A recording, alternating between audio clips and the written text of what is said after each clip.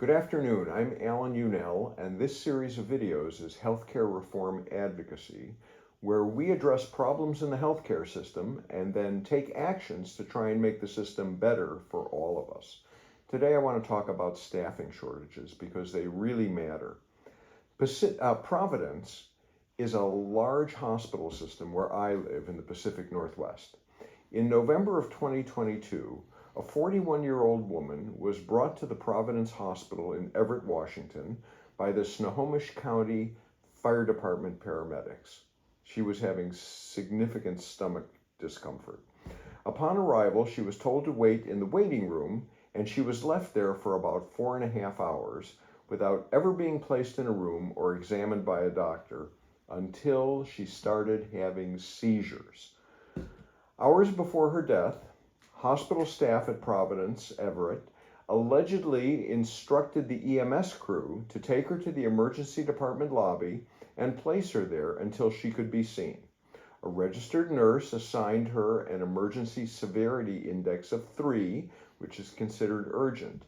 An RN also was alleged to have assigned her a modified early warning system, MEWS score, of 4, which evaluates a patient's physiological state based on heart rate and blood pressure, respiratory rate, body temperature, mental state, urine output. Her score was 4. Those scores are considered critical, and they require the patient to receive extra attention, like right away. Okay, a doctor was documented as having assessed her as critically ill.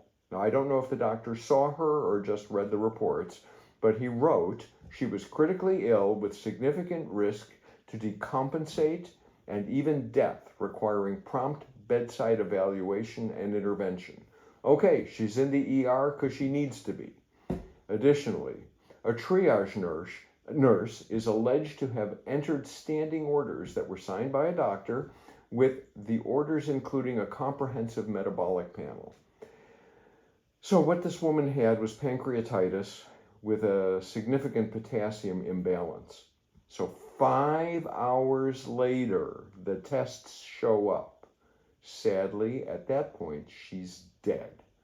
Had the results shown up while she was alive, that potassium imbalance could have quickly been corrected, and she'd still be alive. What would make all of this better? Well, I'm sure there are a lot of primary and secondary causes here in that emergency room. But if there were someone assigned to take care of her instead of just warehousing her until later, like a nurse or a doctor, she might be alive today. Ultimately, a court of law will decide liability. Now, this is not unique. 2 friends of mine also had to go to the emergency room, and they had to wait for help, each of them more than 10 hours. And both of them, sadly, were busy having heart attacks in the emergency room. One of them was left completely untreated, and the heart attack was not disclosed to him until until a doctor saw him a day later. Okay, what can we do? Well, we can ask our representatives in Congress, our member of Congress and our senators, to pass the Nurse Staffing Standards for Hospital Patient Safety and Quality Care Act. It has 2 numbers, H.R.2530 and Senate Bill 1113. That's the same bill in both houses.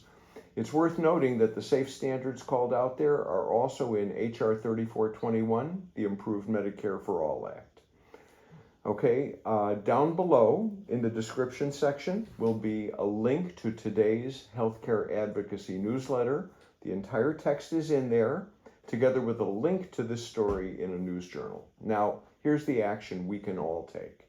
Let's tell our members of Congress and senators to pass that bill, H.R. 2530 and Senate Bill 1113. If you need to call them, they love getting phone calls. 202-224-3121, and you can be connected to your representative. Or you can use RESISTBOT on your cell phone by texting SIGN, S-I-G-N, to PKZMUU at 50409. Let me repeat that. Send a text to 50409 and write SIGN PKZMUU. And here's the email you'll send. I'm your constituent, and I want you to know that safe nursing staffing levels play an important part in keeping people alive. I just read about a young woman who was left to languish for over 4 hours in a Washington emergency department lobby instead of receiving the care she needed. She was in an acknowledged critical state, and they let her die. There's a link to the MedPage Today news article in the email so your representative or their staff can read it.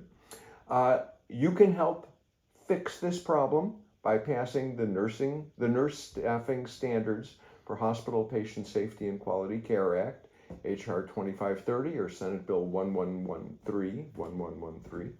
It's worth noting that those safe standards are also called out in H.R.3421, the Improved Medicare for All Act. Thank you. Let's have some good news. Regarding public health, I know that I've written and talked about medical disinformation over and over again.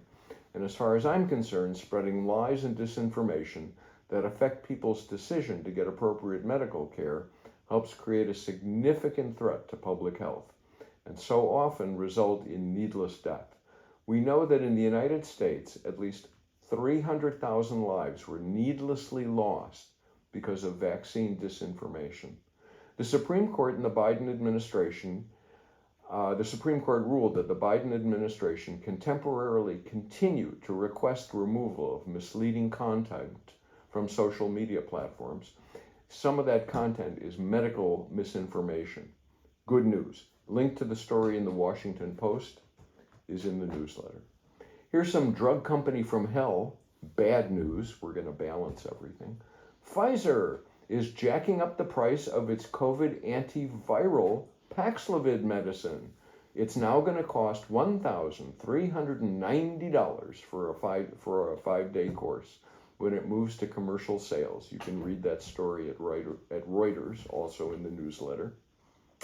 This is the drug that reduces the duration and severity of COVID-19 symptoms. It works well. Good first line of defense treatment. Just ask your doctor. Well, I'll try and do this in Latin. Omni negodium portabit, which means all the traffic will bear. Without the ability to negotiate prices for the whole population, this is just the next example of gouging the public to the maximum extent possible. P.S. If we had universal health care, public insurance paying private providers, we could negotiate that fair price. Okay, like, share, subscribe, read the newsletter, subscribe to the newsletter, send the action to Congress. Have a great day.